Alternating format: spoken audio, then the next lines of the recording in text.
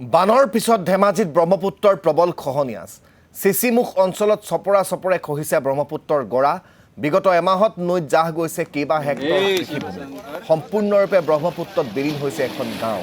খহনীয়াত জাহ যোৱাৰ উপক্ৰম এখন চৰকাৰী বিদ্যালয়ও বগীবিল মাজুলী সংযোগী মথাউৰিলৈও নামি আহিছে ভাবুকি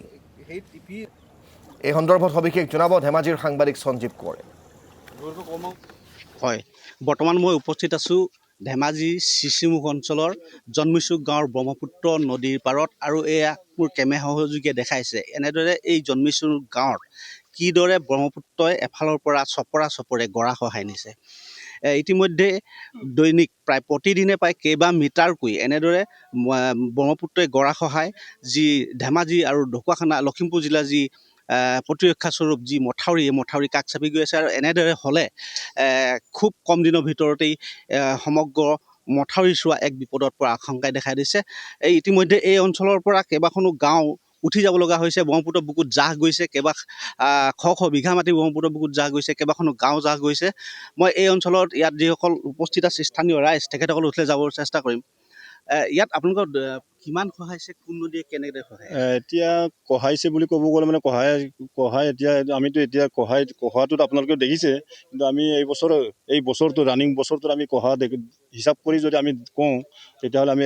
100-200 মিটাৰ বুলিও হিচাপ ধৰিব লাগিব সেই ইয়াত আছিলে আমাৰ হেৰিখিনি গৰাখিনি গতিকে এতিয়া আমিতো কহাইছে বহুত খহাইছে LP স্কুল এখন আছে LP স্কুলখনো ওচৰত পাওঁ এতিয়া 30 মিটাৰ 50 মিটাৰমান আছেহে এইখন LP স্কুল গতিকে ৰাইজৰ বহুত অসুবিধা হ'ব এইখন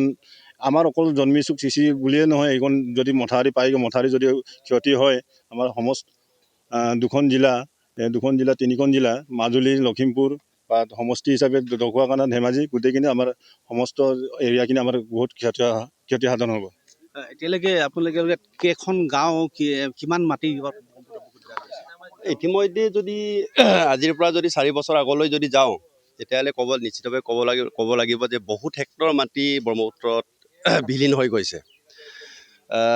যদি 4 বছৰ আগত যদি আমি 4 বছৰলৈ যদি গুচি যাওঁ তেতিয়াহ'লে এই যিটো আজি আমি গৰাৰ সন্মুখত থিয় হৈ আছোঁ এই গৰাটো ইয়াৰ পৰা মিনিমাম 3 কিলোমিটাৰ আঁতৰত আছিলে 3 কিলোমিটাৰ আঁতৰৰ পৰা আহি এতিয়া নিচেই আমাৰ যিটো চিচি টেকেলিপতা ডাইক মথাউৰি পিনলৈ আগুৱাই গৈ এতিয়া বৰ্তমান মিনিমাম 300 মিটাৰ ওচৰত চিচি টেকেলিপতাটো অৱস্থিত এতিয়া সেইকাৰণে আমি চৰকাৰক এটা অনুৰোধ জনাব বিচাৰিছোঁ যে চৰকাৰৰ এটা দৃঢ় সংকল্প এটা আছিলে যে বানমুক্ত অসম এতিয়া যদি তেনেকৈ যদি এইফালৰ পৰা যদি গৰাটো কঢ়াই আনে তেতিয়াহ'লে বানমুক্ত অসম হ'ব জানো গতিকে আমি অসম চৰকাৰক এটা অনুৰোধ জনাব বিচাৰিছোঁ অসমৰ জলসম্পদ বিভাগৰ আমাৰ মন্ত্ৰী মহোদয়ক আমি অনুৰোধ জনাব বিচাৰোঁ অতি শীঘ্ৰে আমাৰ চিচিমুখ অঞ্চললৈ আহি এই গৰাখহনীয়া পৰিদৰ্শন কৰক আৰু ইয়াৰ বিহিত ব্যৱস্থা অলপ আগতে আমাৰ মিচিং অট'নমাছ কাউন্সিলৰ জৰিয়তে এটা প্ৰতিৰোধৰ ব্যৱস্থা কৰা হৈছিল কিন্তু আমি গম পাইছোঁ যে এইটো পৰ্যাপ্ত নহয় মিচিং অট'নমাছ কাউন্সিলৰ জৰিয়তে যিটো প্ৰতিৰোধৰ ব্যৱস্থা এইটো পৰ্যাপ্ত নহয় ইয়াতে অসম চৰকাৰ বা ভাৰত চৰকাৰৰ জৰিয়তেহে ইয়াত মানে স্থায়ী সমাধান কৰিব পৰা এটা ব্যৱস্থা আছে গতিকে আমি আহ্বান জনাইছোঁ অসম চৰকাৰক যে ইয়াত মানে স্থায়ী ব্যৱস্থা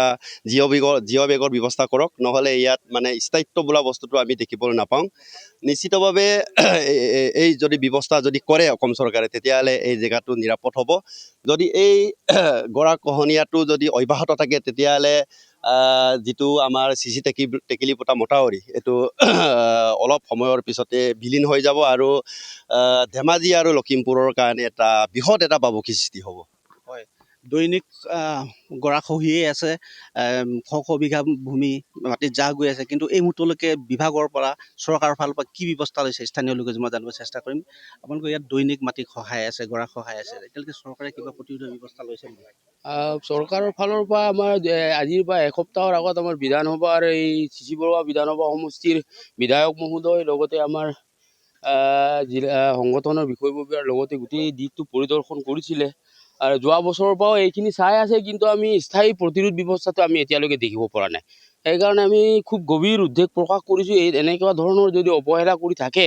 তেতিয়াহ'লে চিচিমুখ অঞ্চলটো জাহ যোৱাৰ লগতে গোটেই ঢকুৱাখানা ধেমাজি বিচ্ছিন্ন অঞ্চল অকল আমাৰ চিচিমুখৰ কথাই নহয় সমগ্ৰ ধেমাজি জিলাই মানে নিঃশেষ হোৱাৰ পথত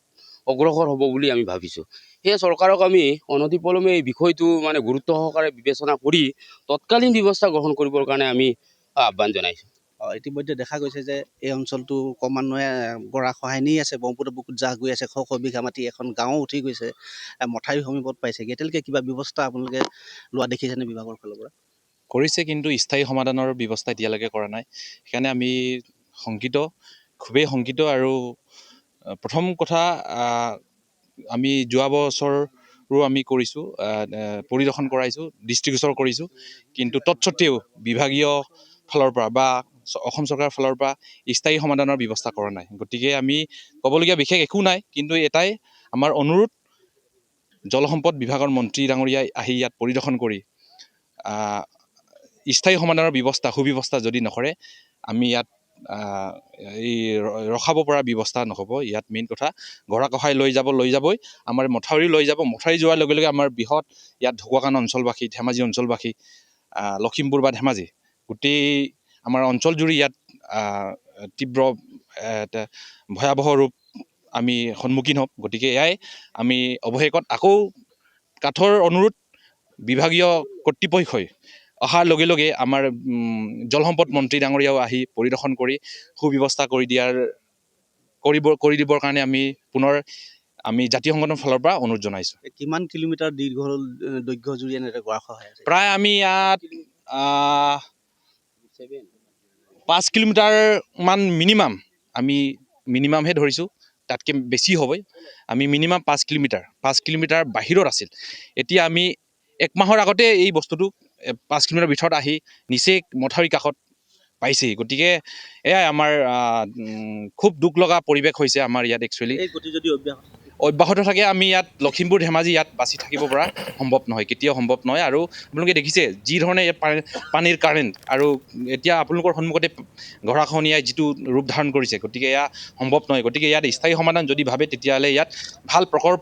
প্ৰকল্প যদি হাতত নলয় অসম চৰকাৰে, ইয়াত তেনেকুৱা নহ'ব। ধন্যবাদ জ্ঞাপন কৰিছোঁ এই মুহূৰ্তত